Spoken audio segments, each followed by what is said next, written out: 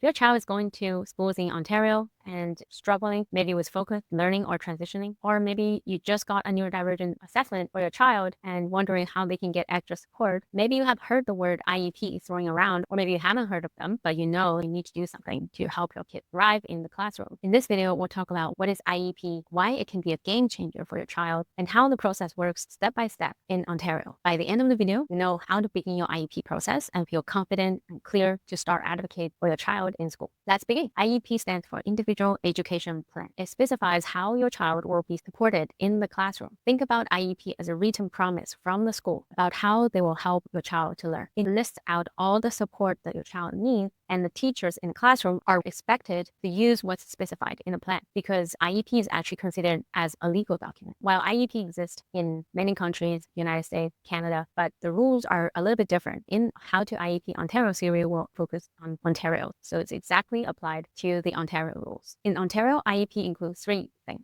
First up are accommodations. Accommodations are tools that can open the door a little bit wider for your child in the classroom. They don't change what your child is learning. They change how they're able to learn it. Could be things like extra time on the test, or a quiet corner for your child to work, or a visual schedule, or some tech tools, for example, to turn speech into text. These are all accommodation. The second type is modification. This is different from accommodation, actually changes what your child is expected to learn. So if your child is in grade 3 and he or she is already reading at a grade 5 level, instead of giving them the grade 3 reading goals and leave them feeling bored and unsettled in the classroom, we can make it a modification in the IEP to adjust your child's goal to a grade 5 level to keep them challenged and learn. Modifications match the work to your child's own learning pace, whether that means extra support or stretching them further ahead. The third part is alternative programs. These go beyond the regular school subject and focus on life skills that matters just as much. This could be practicing communication or strategies to stay calm when upset, or building daily living skills. These programs are built in right into the IEP, so your child is supported in and outside of the classroom. Why do we need an IEP? Many parents don't even realize that they can ask for an IEP. They may just see that their child is struggling, acting out, or being disciplined at school and think there may be a behavior problem. But often what looks like a behavior issue was really a learning need that has not been supported. Without an IEP,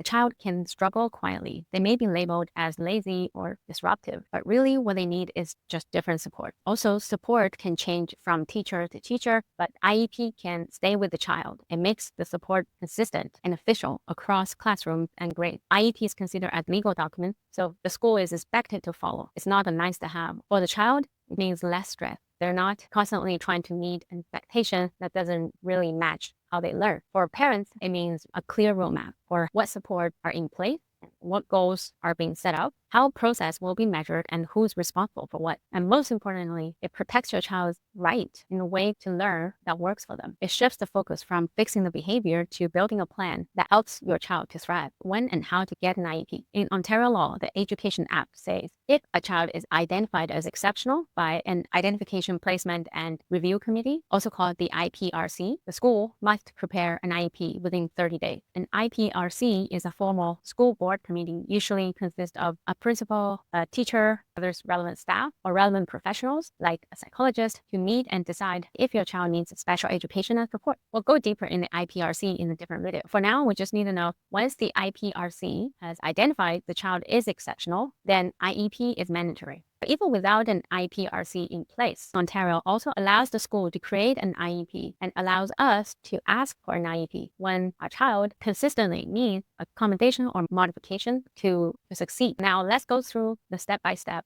how IEP works in Ontario from a parent's perspective. Step 1 is to request the IEP. You or your child's teacher can request an IEP directly to school in writing, or you can request an IPRC, which will trigger an IEP if the child is identified as exceptional. Step 2, once you write that email and the school acknowledged it, you need to start gather the information to support the meeting. The school team will collect the assessments, school notes, different types of reports, and parents play a key role. You can share your observation, both strength and struggle, and provide any outside assessment or report that you have. You can also ask the school what information they're going to use, and you can correct it if it's not accurate. Your side of the report is really important because the school don't really see how your child is outside the classroom. A combined, holistic view can get the right support in place. Step 3 is the IPRC process, which we go through that in the next video in detail. Step 4 is to draft the IEP. Usually the first draft is done by the school teacher or the special educational staff. It lists your child's strength, needs, accommodation, modification, and any alternative programs. After they have the draft, the next step is for you, the parent, to review the draft. This is your chance to ask questions, clarify anything that doesn't make sense to you, jargon, or anything that you have a question about, and suggest any changes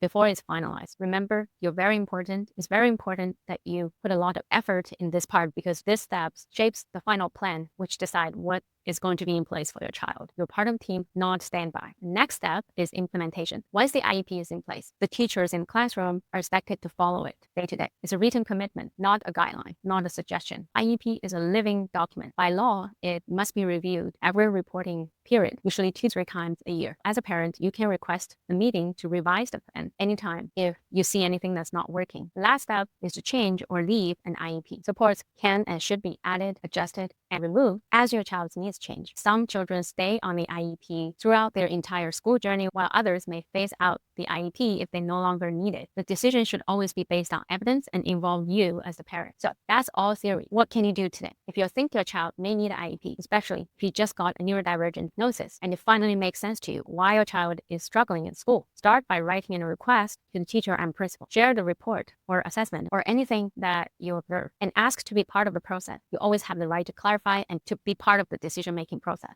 You are your child's best advocate. School has obligations, but your consistent voice will make a huge difference for your child at school. If you are in Ontario and are not sure if you might need an IEP, I put a checklist together to help you figure out the first steps. Grab it for free in the description. I hope that was helpful. If you have any questions about IEP in the comments, I will answer every single one of them. I really appreciate you. Come join our Infinite Mind community so we can keep the conversation going, and see you in the next video.